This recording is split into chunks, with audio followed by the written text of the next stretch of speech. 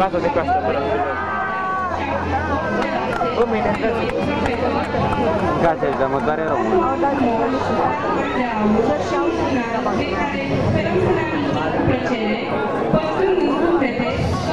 Hai, Jack!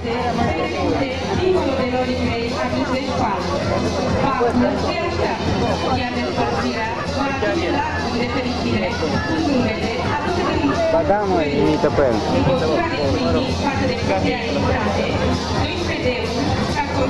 O caracterizare clasă contractantă, prima vedere, dar viitoare cu următorul moment. S-a uitat pe la ceas, să uite și ăla.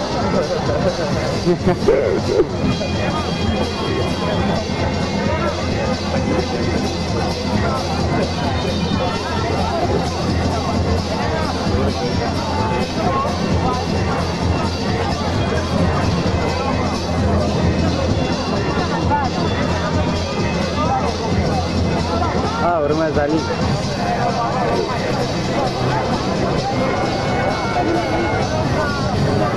Rende, ia uite pe cine filmează. Atenție, acesta este numărul și trebuie tratat ca atare. Nu-i literă mai frumoasă, cum este un alfabet. Clasa D, special, s-a remarcat la banchet. 4 ani de lungi povești pe care să-ți amintești. Ore diversificate, lungi și poate chiar stresante. Nu că am fost chiar pe la toate. Când eram noi de la mate, diriga, trebuia să spate. Domn director măstra și altul ne zicea: bă, vrei chiar cum vrei stâmpit? Voi la școală nu veniți? Voi chiar vreți să încurcați, schimbați, să nu intrați? Bravo, Ilie! 12 treba plecare, dar probleme întâmpinare.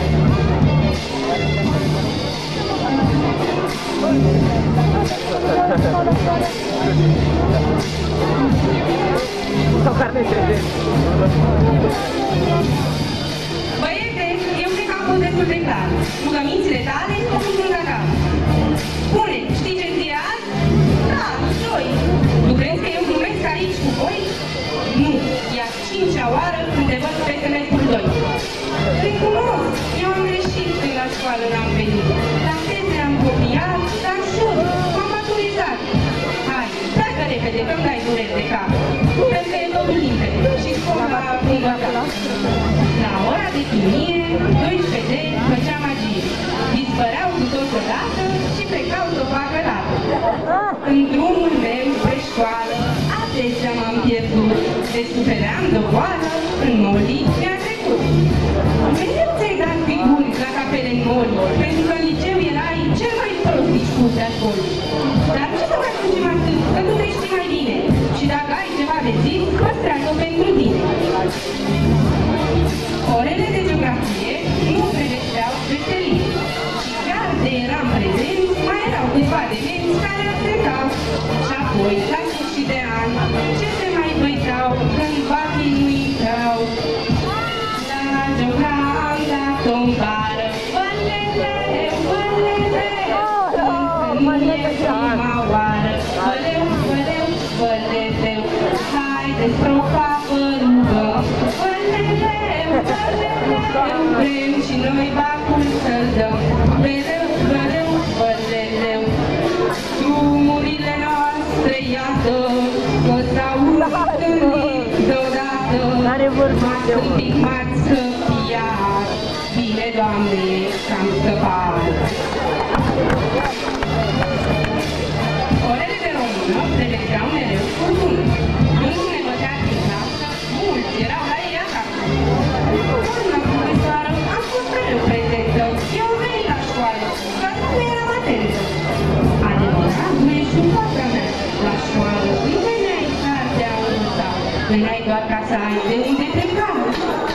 Cunoștințele mele se vaste, chiar de notele au fost proaste. Hai, pleacă repede, că ai un bar de dat și nu vreau să aud că iar ai copiat. La orele de fizică, mult mai întârziau. Pe care în timpul mic și de oare unde erau?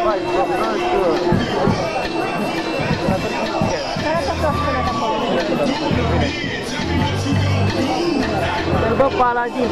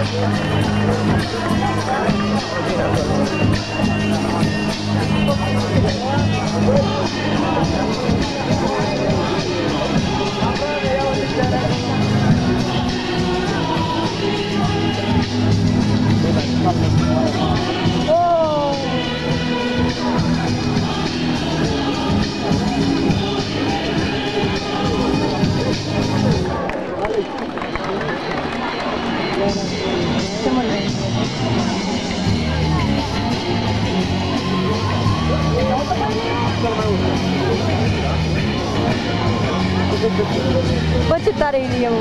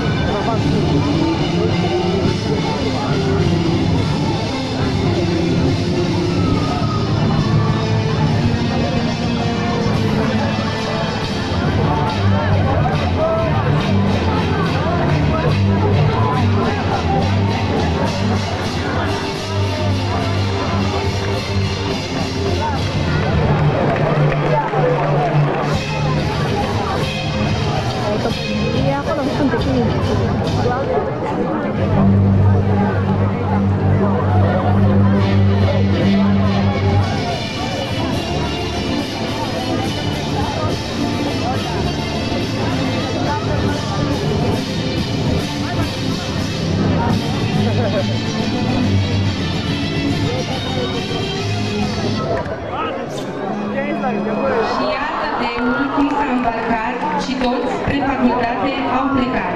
Să ne amintim cu drag de Ile Caragiale, de acești 4 ani de viață în închisoare.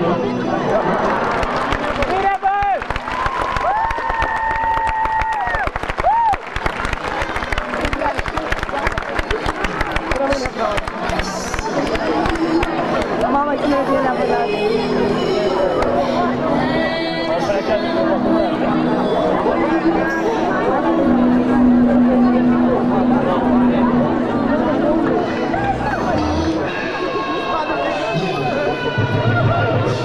După aia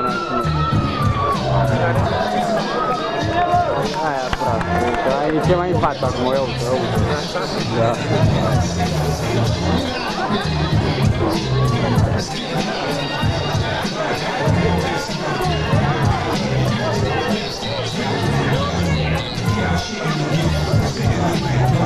Ia ține și cu mâna, bă.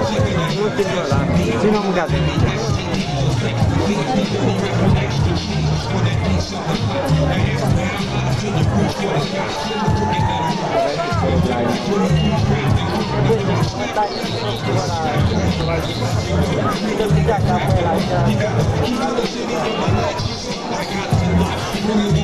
Thank you.